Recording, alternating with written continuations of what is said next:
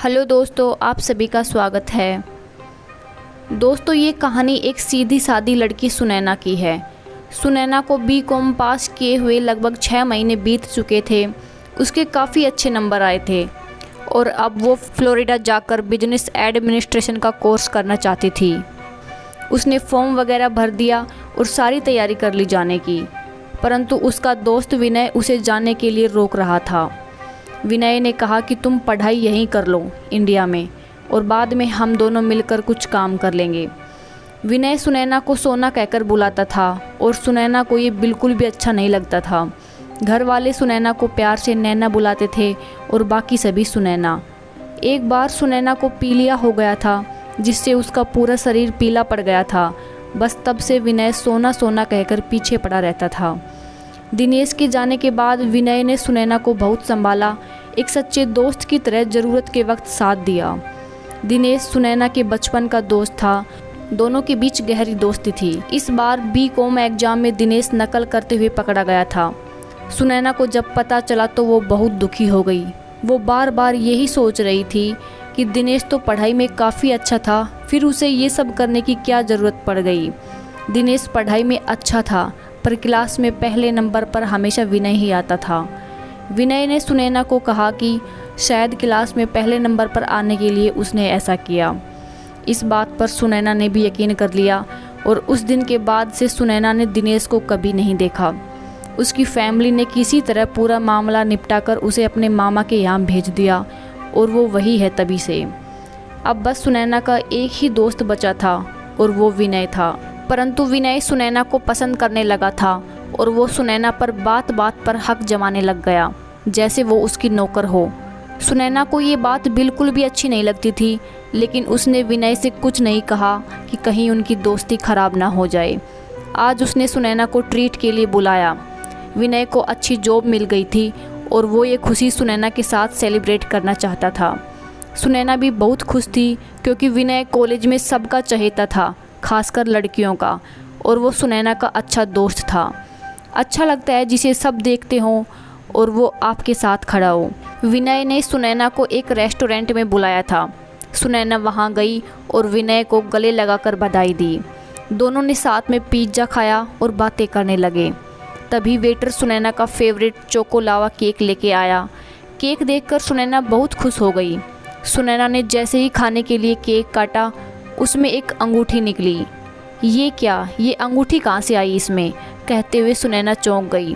उसी समय एकदम से विनय सुनैना का हाथ पकड़ के नीचे बैठ गया और बोला, मुझसे शादी करोगी?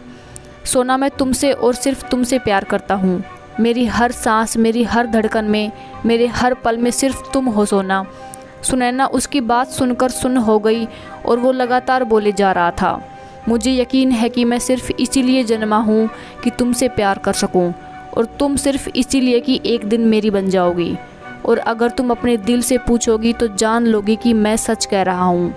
उसकी बात सुनकर सुनैना ऐसे हो गई मानो कोई मूरत बैठी हो।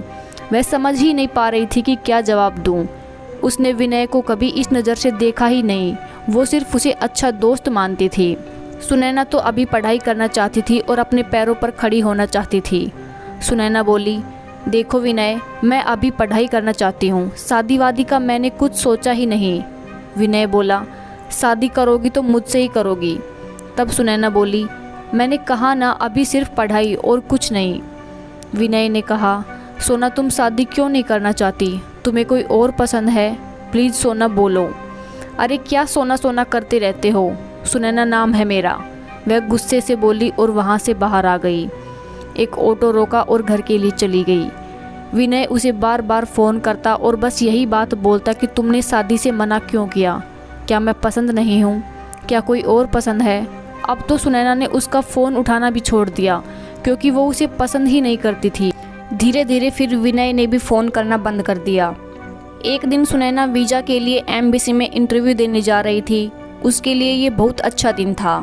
वह पापा को भी साथ लेके जाना चाहती थी, पर अमेरिकी एम्बेसी के रूल इतने सख्त हैं कि केवल एप्लीकेंट को ही अंदर प्रवेश मिलता है। बिल्डिंग में कोई और अंदर जा ही नहीं सकता, तो पापा बेचारे बाहर कहाँ घूमते फिरते। उसने ओला पर टैक्सी बुक की थी, पर उसने आखिरी समय पर कैंसिल कर दी थी। क्या दिन है, कभी यही ओला वाले कैशबैक देते नहीं थकते थे और आज मन चाहे तरीके से पब्लिक को परेशान करते हैं। अब इतना समय नहीं बचा है कि दूसरी टैक्सी का इंतज़ार करूं। पापा भी ऑफिस जा चुके, सड़क से ऑटो ही लेना पड़ेगा। सुनैना बड़बड़ाते हुए निकल गई। सुनैना ऑटो का इंतज़ार कर रही थी। उस दिन इत्तेफाक से वहाँ कोई नहीं था, वह अकेली ही थी। वहाँ कोई ऑटो आता इससे पहले ही किसी ने अचानक छपाक से उसके चेहरे पर तेजाब डाल दिया। सुनैना दर्द से चीख उठी और ज़ोर ज़ोर से चिल्लाने लगी, बचाओ बचाओ, और ये बोलते हुए बेहोश हो गई।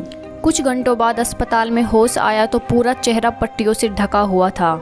चारों तरफ अंधेरा ही अंधेरा दिख रहा था। चेहरे पर अब पहले वाली जलन तो नहीं हो रही थी, पर कुछ दर्द था। सुनैना बोली, पापा मम्मी कहाँ हो? बेटा मैं यहीं हूँ तेरे पास, और तेरे पापा बाहर डॉक्टर के पास गए हैं। तू चिंता मत कर, सब ठीक हो जाएगा।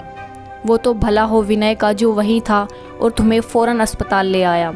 तुम लोग बातें करो, मैं ज़रा तुम्हारे पापा से मिल के आती हूँ, सुनैना की मम्मी बोली। विनय बोला, सोना अब तो करोगी ना मुझसे शादी? विनय तुम बहुत अच्छे हो, पर तुम समझते क्यों नहीं, यह सही समय नहीं है। अभी तो हमें बहुत कुछ करना है, फिर देखेंगे, सुनैना बोली। उसके बाद भी मुझसे ही करोगी ना? विनय फिर बोला। विनय तुम समझते क्यों नहीं, मुझे 2 साल के लिए बाहर जाना है। मैं ऐसे किसी बंधन में नहीं बन सकती, और प्लीज़ मुझे परेशान मत करो, वैसे ही बहुत दर्द हो रहा है, सुनैना बोली। साली तुझसे और कौन करेगा शादी?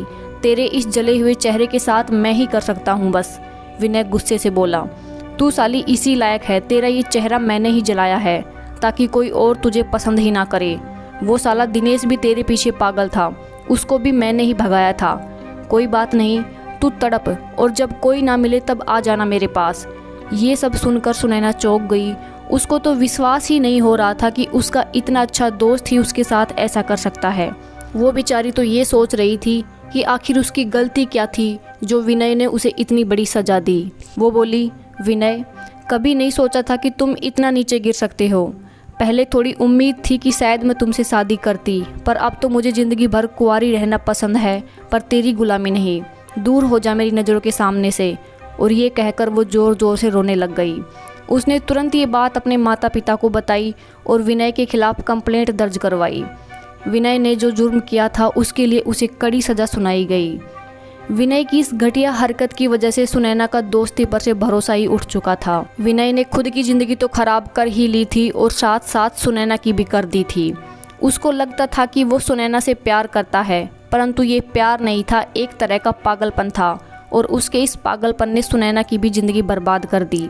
दोस्तों, कहानी अच्छी लगी हो तो प्लीज़ चैनल को सब्सक्राइब कीजिए और वीडियो को शेयर कीजिए। धन्यवाद।